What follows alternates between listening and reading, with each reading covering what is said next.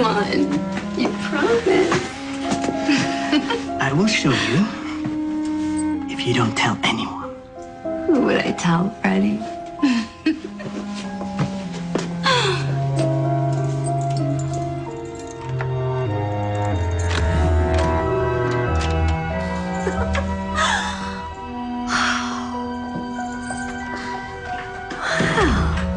As I promised, the magnificent Vital Motion Plus. Here, try it out. Oh, I don't know. It's harmless, my dear, totally harmless. Actually, it will do you power of good. And how does it do a person good, Freddie? You need not worry about the principle of the thing. Just hop in. Are you sure? You won't regret it. I promise. But to experience the real benefits, the electrodes should be applied next to flesh. If you dare, my beauty. You really know how to persuade a woman.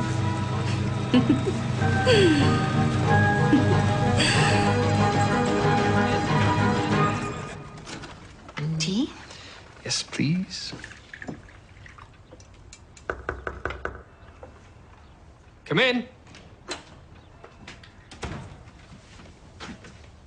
George. Doctor, sir. Morning, George. What wonderful digs. Oh, look at this. Splendid view of the city. Thank you, George. What brings you here this morning? Well, sir, pardon the interruption. You're needed. There's been a murder. Oh, I see. I'll fetch my bicycle from the hotel stables and meet you at the scene. Well, you shouldn't need your bicycle, sir. The murder was here, in room 206. When was the body found? Early this morning by a maid. She's quite distraught, apparently.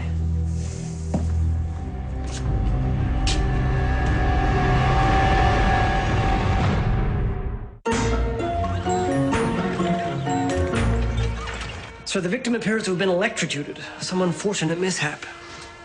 Well, that would account for the power outage we experienced last night. And if that is the case, the time of death would be shortly before midnight.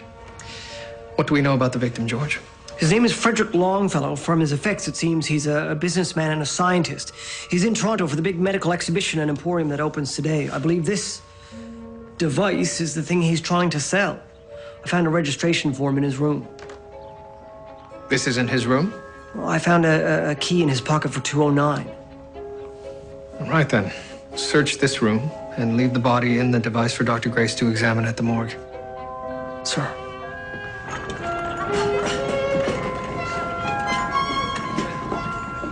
Mr. Mansfield? Good morning, Detective. Good morning. Your mail, sir. Yes.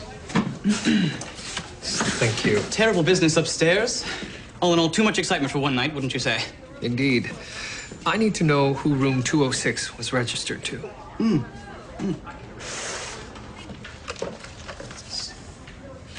Strange. Page has been torn out.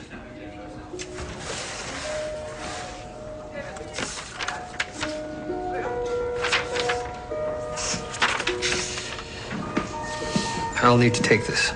Yes, of course. I'm glad you're in charge, sir. I should, Is something wrong, Mr. Mansfield? For your ears only, Detective. Of course. Mr. Longfellow came to the hotel last night in the company of a woman.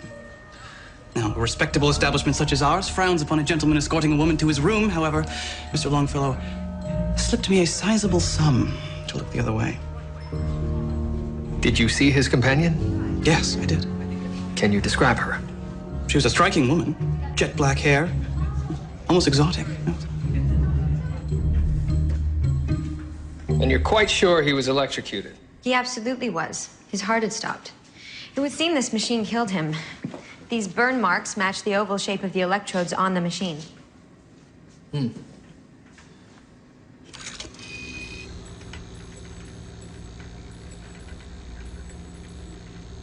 Well, that's odd. What's that? This current isn't enough to kill anyone. It's perfectly safe. I'll have to take it for further testing. Oh. Oh, my.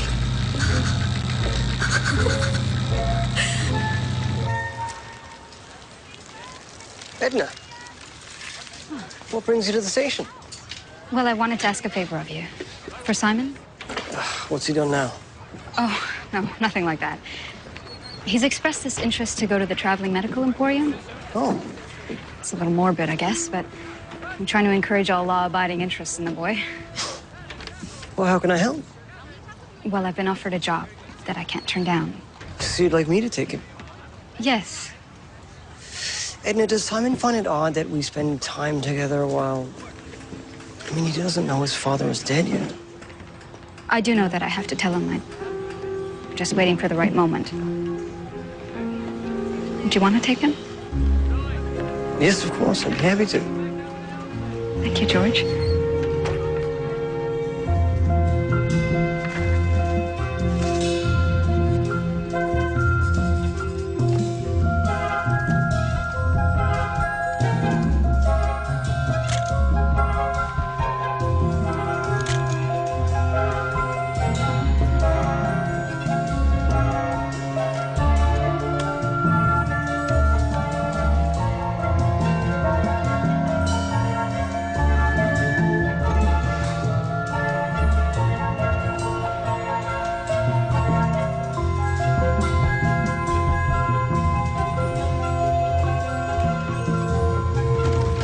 George, were you able to find any finger marks in room 206? Yes, sir.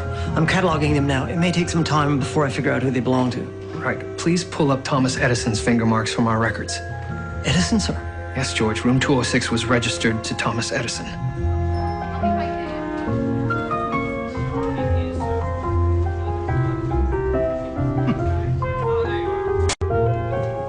Sorry I'm late. What have I missed? We are debating how we best persuade the good men of Toronto to cast their votes for the fairer sex. Hello, I'm Lillian Moss. Margaret has attracted me to your cause. Oh, pleased. I'm Emily Grace. Another doctor, Lillian. Emily's the city coroner. I'm already flattered by the company I'm keeping. Oh, don't sell yourself short, Lillian. You've already been of great service. Lillian is a fellow member of the Socialist League. They've offered to run Julia as a candidate. Am I not too well-heeled for the Socialists? What about the Liberal Party? Oh, woman as a Liberal candidate in Ontario. Never. Perhaps I should run as an independent. Unfettered by affiliation. Are you sure, Dr. Ogden? I think I am. My uncle is sympathetic and a prominent Masonic Lodge member. He's keen to meet you. A socialist with connections to the Masons, no less. I've learned to get ahead in this world. You take friends no matter where you find them. And I'm much more interested in women than I am in society's conventions.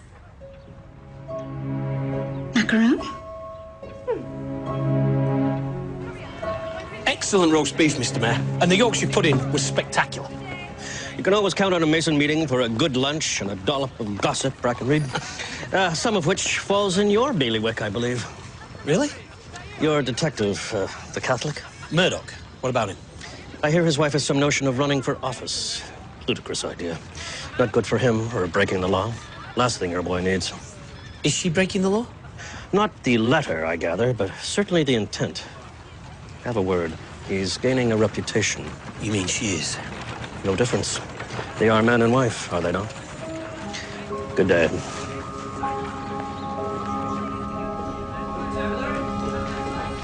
Sir, the hotel room was registered to Thomas Edison. Thomas Edison? Seriously? What's he doing in Toronto? I have no idea, but it stands to... He's not here for that medical carry-on, surely. That thing's only one step removed from those traveling medicine shows with their snake oil salesman. Sir. What have you, George? You're right, sir. Edison's finger marks were in room 206. What's more is they were all over that contraption. Longfellow electrocuted, and Edison knowing a thing or two about electricity. Makes sense, except for the murder bit. Have Longfellow and Edison ever crossed paths before? They did, sir. They had a business relationship of sorts a couple of years ago. I'm still looking into the details. Business partners? That's never been motive for murder before. Time to have a word with the gent. Carry on.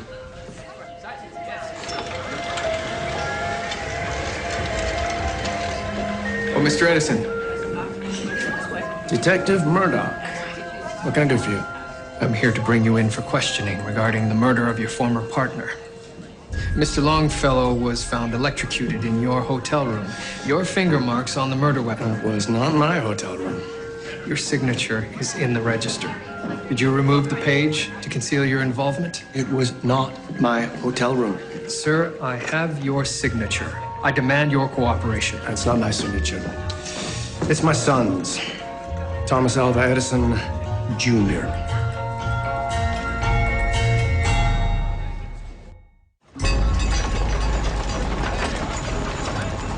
My son has learned to copy my signature rather well. It can be quite convenient to be mistaken for your famous father. He adds Junior as an afterthought. Consider it. Mr. Edison, why were your finger marks found on the electrical device? I was in room 206. I saw Longfellow. He was already dead. What time was this? After midnight, 12:30. Why did you not report the murder? What would be the point? You felt no obligation? No. Oh, perhaps you didn't because you thought your son responsible. That's why you tore the page from the register, to protect him. My son is capable of many things, but not murder.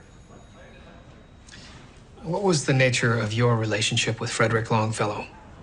He would bring me inventions, hoping the Edison Company would invest in their commercialization. Most of these were useless.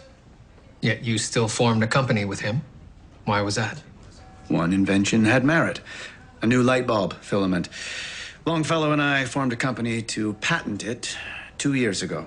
Last time I saw him. Anything else? Yes, Mr. Edison. Why are you in Toronto? I'm looking for my son. Oh, well then, it seems our interests have converged. Where might we find him? I believe he's working for the Traveling Medical Emporium. He's paid by so-called inventors to lend the Edison name to their useless products, sullying my reputation in the process.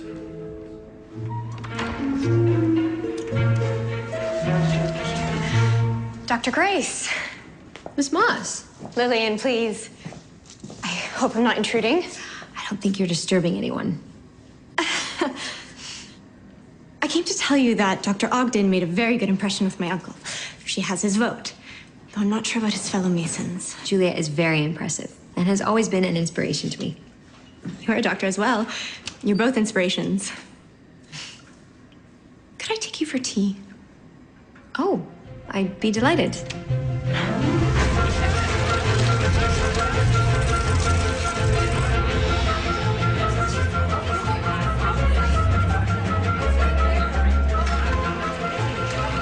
Son, look at this.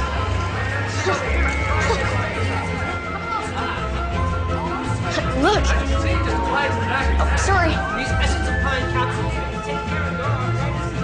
Arthritis, catarrh, ailments of the blood, the spleen, and liver. The Magno-Electric Vitalizer aids in all manner of illness. And you can surely trust a product endorsed by Thomas Alva Edison. I personally examined the Vitalizer and indeed tried it with excellent results. I warned you to Thomas Edison is a famous inventor. This must be his son following in his footsteps. My father was a blacksmith before he went off to the war. That's an admirable trade.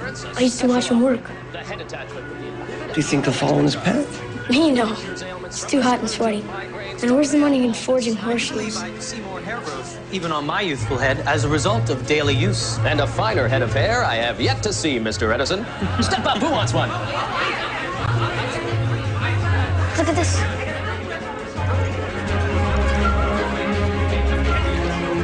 Look at this arm! This device is a modern marvel.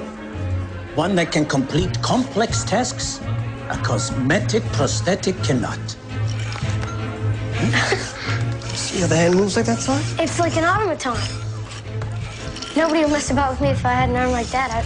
I'd be a mechanical man. Yes, but think about it. You'd have to cut one of your own perfectly good limbs off. Well, so what? The electrical arm is far more useful. A tool, a deadly weapon as part of your own body. I suppose it might come in handy. Well, what would you rather cut off, Constable? Your left or your right arm? Well, so you think the left because I'm right-handed, but there are a lot of variables you need to consider. For example, I'm sure it's what you need, and perhaps your hair is fine for the moment. Excuse me, Mr. Edison, Jr.? Yes. Detective William Murdoch, Toronto Constabulary. I'd like to have a word. Of course. What is this about, Detective? Where were you last night? Last night, I believe I was in a tavern. Who were you with? Mr. McBride, whom I work with. Mr. Rico from the booth across the way also joined us. What of it? What's going on? A misunderstanding, I'm quite sure. Tell the detective where I was last night, Mr. McBride. Rico and I took him out drinking. I was persuading him to come work with me and not that charlatan Longfellow. Until what hour? I'd say Mr. Edison here staggered out of the tavern around 11, just before perhaps. Well-oiled too, singing and carrying on. As I told you.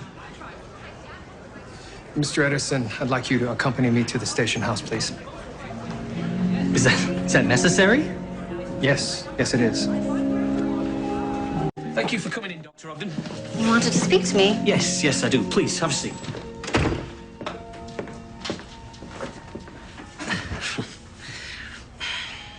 At the Masonic lunch, there was talk about you being a candidate at the provincial election.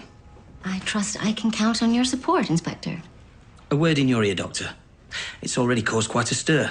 Well, that's exactly our intention. What we hope is... There'll be serious consequences. Naturally. Any attempt by women to raise their voices beyond a polite murmur is a challenge to almost It's every... not the woman's right to vote claptrap that I'm talking about. Although I am happy to offer an opinion on another occasion. No, this is about Murdoch. William and I have discussed my decision. He completely understands. I'm not sure he does. Inspector, what is this about? Now that you're married, Doctor, the world sees you differently. You're his property. And whether you like it or not, your actions are his actions. That is not how William and I view our marriage, as you well know. Listen to me. You making a public spectacle of yourself will not sit well with Murdoch's political masters. And legitimately standing for political office is not a spectacle, sir. Oh, for God's sake, woman. Be realistic for once. This is none of your affair, Inspector.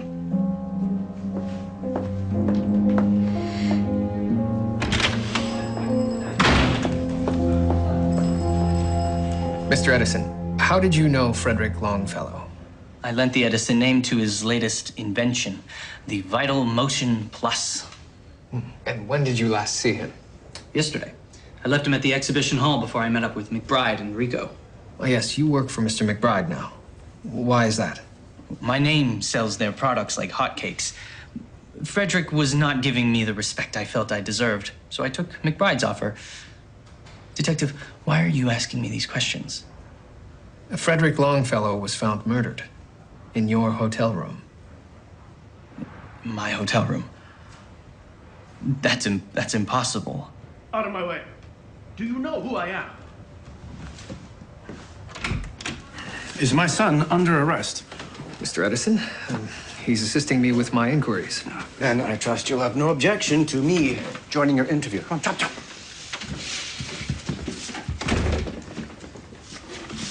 Thomas. Father? This is bewildering. I just answer the detective's questions. Mr. Edison, how did your finger marks come to be on Mr. Longfellow's device? What of it? Well, the man was electrocuted by his own invention, so I ask again, how did your finger marks come to be on it? The thing was in his room. Of course he touched it. Before we left for the exhibition hall last evening, I examined the Vital Motion Plus quite thoroughly. I do not lend my name without knowing what it is I'm endorsing. How does the Vital Motion Plus work? A mild current runs through the electrodes. I actually gave Frederick a couple of suggestions to help improve the machine's potency, but the man thought that he knew better than an Edison. Is a sham. Did you learn nothing from me, no boy? longer in my short trousers, Father. I can make my own decisions. Yes, and destroy the good name of Edison in the process. Gentlemen, if I may, Mr. Edison, Jr., where did you go after you left Mr. McBride and Mr. Rico? I actually don't remember. I was in the land of drink. Sir, I'm ashamed to say that this is not the first occasion I've lost time to the bottle. Be quiet. You don't know what you're saying. Man's sakes, Father, I can handle this. I don't need you interfering. Gentlemen, please. Don't you have somewhere important to be? A patent to file, perhaps? If there's nothing further, we're leaving. Thomas, come. You'll be hearing from our lawyer, Detective.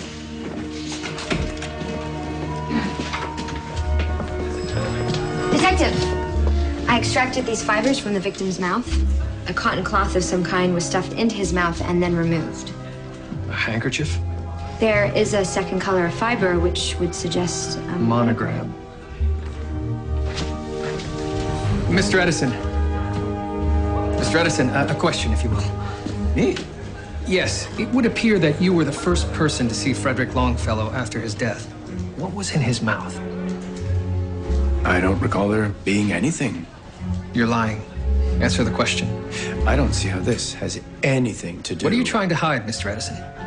What evidence did you remove from the scene of the crime? That is preposterous, Detective. Well. It would seem I have to arrest you for the murder of Frederick Longfellow.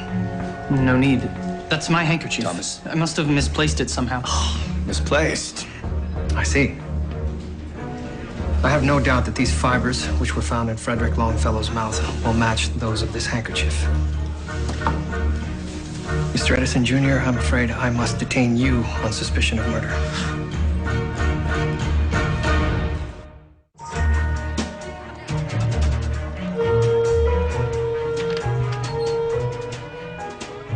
Sir, why did you not charge Edison, Jr.? Because it troubles me that I can't figure out what caused the deadly current that killed Longfellow. All these connections appear to be in order. When I was at the medical exhibition, sir, I saw a prosthetic hand that ran on electricity. Fully functional? Yes, sir. Must be the work of a great scientific mind. Sir, it was uncanny. I wonder if the future will allow for electronic body parts to replace our hands or hair. Hair? Well, yes, sir, a toupee of sorts, but if you were frightened, an electric charge would cause it to stand on end. Aha! George, have a look right here. Piece of frayed cloth that matches the sheathing on the AC wire that comes in this side of the transformer. You think it was disconnected? I believe so. That would certainly bypass the transformer. So it must have been reconnected. But not before delivering the deadly current that killed Longfellow. Mr. Edison, I have a few more questions. Detective, I don't know how that handkerchief got in Frederick's mouth. You really have no recollection of where you went that night? None at all. I woke up in a tavern in the West End the morning I was to appear at the exhibition. Certainly not a convincing alibi. It's the only one I have. Right then. The Vital Motion Plus requires a transformer. Well, of course. You cannot shoot direct current into a machine like that. You'll electrocute the user. Direct current? Don't you mean alternating current? Really, Detective, direct means directly. Clearly more powerful than a current that goes back and forth. Even someone with a rudimentary knowledge of electricity knows that. I believe you may have this confused, Mr. Edison. A rectifier converts alternating current to direct current. A transformer simply changes the voltage. Does it? Are you sure? Quite sure. To tell the truth, I never really grasped fundamentals of electricity. But there's no need to share that with my father, is there, Detective? He might be, shall we say, disappointed.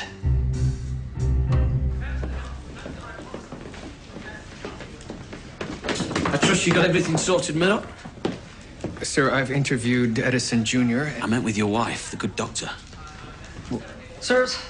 What have you, George? Edison, Jr. has endorsed various devices, my favorite being the solid gold wizard fountain pen. But nothing seems to warrant a dispute with Longfellow worthy of murder. Could be over anything. Junior's touting for another inventor now. Isn't that enough? Sir, I now don't think that he's our man. The murder was committed by skillfully bypassing elements of the transformer. I don't think Edison, Jr. had the technical know-how to do that. Well, what about the evidence against him?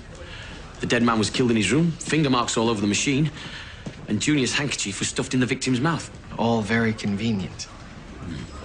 Well, what about this mystery lady last seen with Longfellow? Any luck tracking her down? By the clerk's account, dark hair, exotic, perhaps a lady of the night. We're circulating her description now.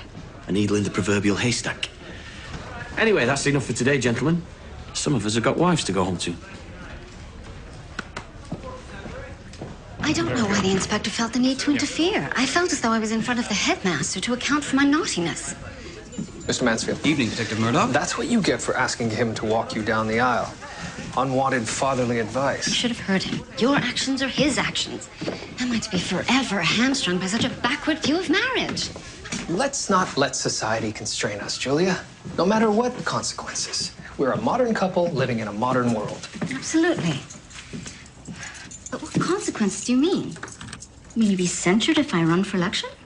Oh, tongues will wag. Ancient history will be dragged up. But your position is not in jeopardy, surely? I'll steel myself for a strong talking to by the chief constable. There'll be veiled warnings. Warnings? They might dismiss you? Oh, I didn't say that. Well, that's ridiculous. My reputation stands for something. And I'm sure the inspector will back me if it comes to that. William, you should not be put in that position. Julia, we're husband and wife. We stand together, no matter what comes our way.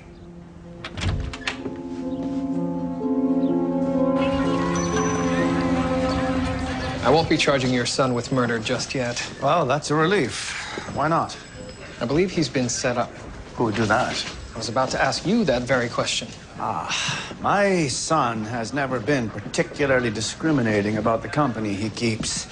I don't know why, but the boy has never applied himself. He's been lackadaisical since his school days. Well, that must be frustrating. Frustrating. I'm at my wit's end.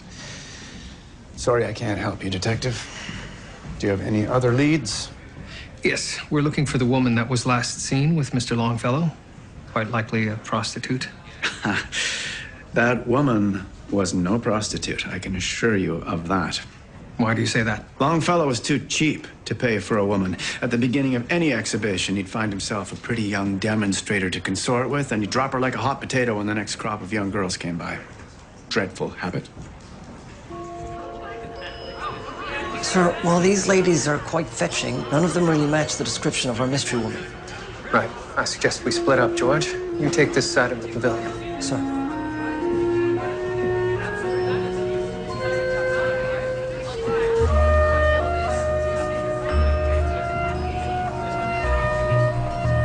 Detective, when will I get Thomas Έντισον back? My sales have plummeted without him. Mr. Έντisson is currently a guest of Station House number 4 and will remain as such until this investigation is concluded. Then what are you lot doing wandering around here? Sir. Just a moment, George. Actually, we're looking for a woman who was seen with Mr. Longfellow. Sir. Perhaps an employee of the Emporium. Sir, she's right there. Oh, good work, George. This tincture is guaranteed to heal all small cuts and aid in the removal of warts and other blemishes. Excuse me, miss. Detective Μέρντοχ, Toronto Constabulary. What can I do for you? What is your name? Anna Rico. Miss Rico, you are Mr. Rico's daughter? Yes. Why are you not working at his booth? I am employed by the Emporium, not just one booth owner. You knew Frederick Longfellow? Yes, I met him when he was setting up here. Such terrible news. You were seen with him the night he died. He took me for dinner. And then? He suggested a nightcap at his hotel. And you went? He seemed to be a gentleman, and I suppose I was flattered by the attention. What happened once you were at the hotel? Frederick tipped the hotel clerk to look the other way, and we went up to the rooms. He wanted to show me something. Anna? Detective? What is happening? I have a few questions for Miss Rico. What kind of question? I should get back to work, if you don't mind. Please, Miss Rico, continue. Speak up, man. We walked into a hotel room. The machine he had invented was there. He wanted to show it to you. I think rather he was trying to seduce me.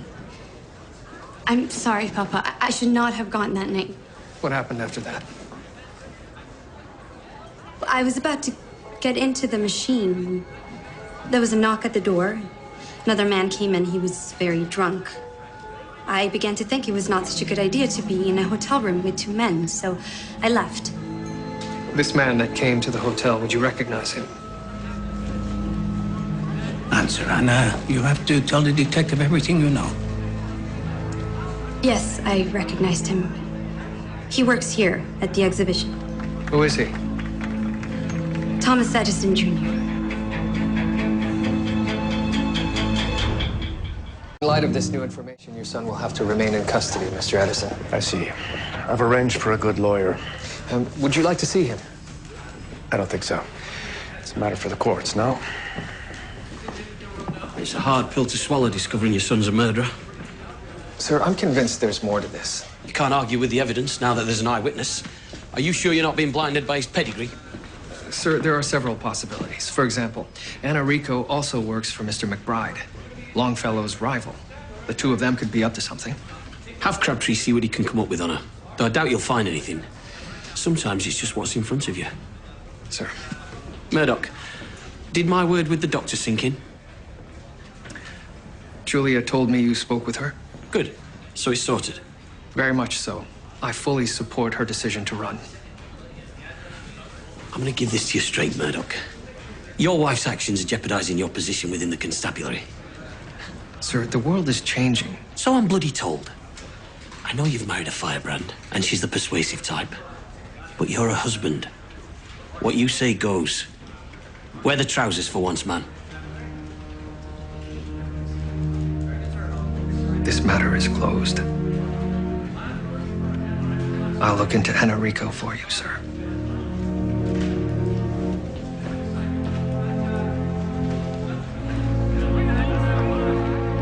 We could have a poster of Julia dressed as Liberty. Oh, come on. You don't like the idea of Liberty? It's stirring, very Bodicea-tal. A female warrior. That I like. A warrior princess. Oh, no, she doesn't have to be a princess. Emily, hello. Miss Moss, am I interrupting? Not at all. We were just going over some ideas for your publicity. Is something wrong? Actually, I came to tell you that I'm withdrawing from the election. What? I think it's for the best. I bring a lot of controversy with me. Why does that matter? It's about taking a stand. I really feel quite strongly about this, Emily. I'm not the right candidate. Will you give us a moment? Julia? Why are you giving up so easily? I'm not giving up. It just need not be me on the campaign poster. This is about the detective, isn't it? Let me guess, he doesn't approve. On the contrary, he completely supports my running. He's almost more enthusiastic than I am. Then what is the problem? What I do directly impacts upon William. I have to take that into consideration. If you weren't married to him, what would you do? Emily, this matter is closed.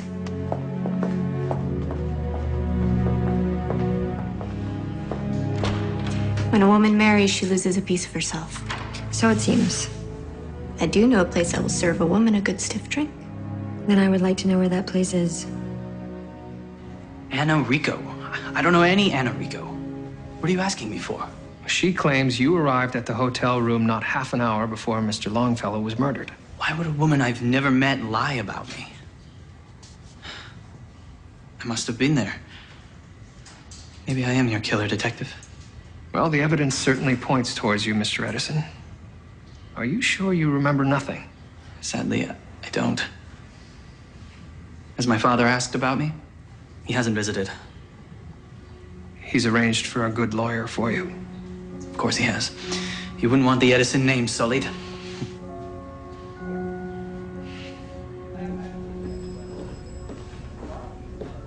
Sir, I've been doing that search you asked for, Rico. It's an uncommon surname, but I found a court document filed a couple of years ago by Giorgio Rico. Giorgio Rico? Yes, sir, but it was witnessed by his sister Anna. Now, as it turns out, Giorgio Rico was trying to win back a patent for this long-lasting light bulb filament. He was suing Frederick Longfellow, sir, and Mr. Edison Sr. Of course I remember Giorgio. Good brain. Longfellow brought me his filament invention. And you patented it? Yes. Longfellow and I formed a company and put it into production. Very successful it was, too. And Mr. Rico's involvement? The young man was remunerated for his work, but he did not grasp the business side of things, hence the lawsuit. Do you know where we might be able to find him? Sadly, there was a tragic end after the lawsuit failed. Suicide, I understand. Shame, really. The lad had talent. Gentlemen.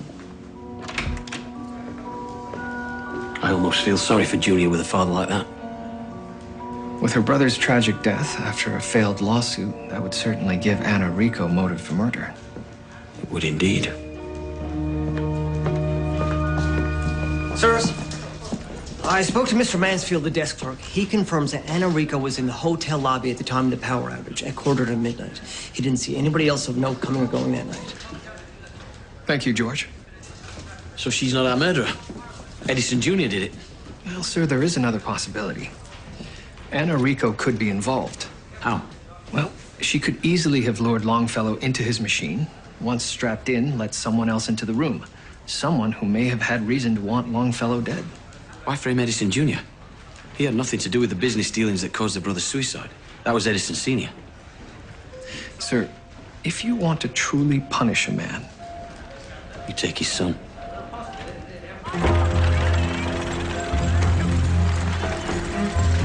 Mr. Rico, you took advantage of Edison's weakness for drink, knowing that he would remember nothing. Your daughter Anna let you into the room where you rigged the machine to electrocute Longfellow, leaving behind a trail of clues you knew we would find, including an eyewitness. Why, Mr. Rico? Giorgio, he was a genius. I joined a traveling exhibition selling my wares like a common showman to support him. He took over my workshop. The electrical limb was his invention. The filament for the light bulb was another. His life was just beginning when it was cut short by the greed of those men.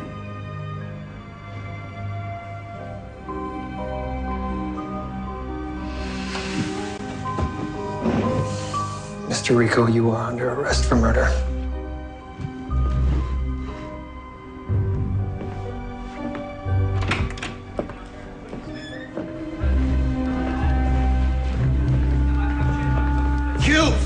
You would have seen my son hang for murder! You killed mine. What? I did no such thing! You took his life as much as if you had tied the rope around his neck yourself. Why my son? Why not me? I wanted you to know how I feel. To grow old without your beloved boy at your side. What greater pain can there be than to lose one son? Take me away, detective. I am ready.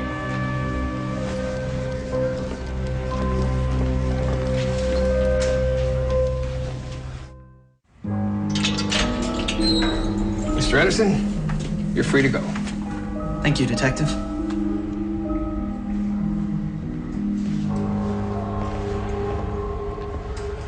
Goodbye, Father. I would like to wish you well. Then do so. Is it so hard? Have you learned nothing from your time in the cells? Yes, that my father would leave me there to rot. Patently untrue. Tell him, Detective. Gentlemen, given the tragic circumstances surrounding this case, perhaps it would be a good idea for you to come to some sort of civilized arrangement. I can see no way forward while the boy insists on using the Edison name to endorse worthless products. I have to live. I cannot do so without an income. What do you suggest that you I had do? paid attention at school. Perhaps I can help find a compromise that's acceptable to both parties. Like what? Perhaps Mr. Edison Jr. would be willing to not use the family name in business in exchange for a monthly stipend. That might be acceptable. How healthy a stipend? I'll have the details drawn up. Good day, Detective. I'm sorry things couldn't end on Now that I'm no longer shackled to the Edison name, what do you think of Thomas Willard? That's a perfectly good name. Perhaps Burton Willard has more authority. Also good. Burton Willard. I can see that name splashed across a billboard. What an odd pair the Edisons turned out to be. Not what you expect a famous father and son to be like at all. Oh, there's no telling, is there? I mean, you never really know what the private lives of public figures are like. I suppose not. Who knows, maybe young Edison will end up on a career path that doesn't step on his father's. Maybe he'll be a beekeeper or something. Well, from what you describe, it doesn't seem as though he'll succeed at much of anything. Oh, I just want to step in here for a moment. You two go on? All right. Do you think Mr. Edison Jr. will miss his father? I suspect he might, you know.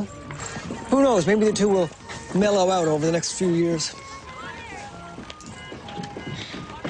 I would miss my father. I already miss him a lot.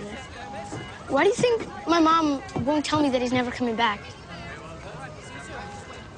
What do you mean? She got a letter a couple months ago that made her cry. Did you read it? I know my father's dead. She just won't say anything. Well, that's a very difficult thing to tell a son, Simon. You should tell her that you know already. You think? I do. I think she would be relieved. I think you might feel relieved. Yeah. I should tell her. Do you want to... I don't know. Do you want to give this thing a whack? Yeah. Here you are. Give it a good one now. Oh, very nice. Very good. I was so close. Yeah. Oh, I don't know. I've got a sore elbow, you see. I don't...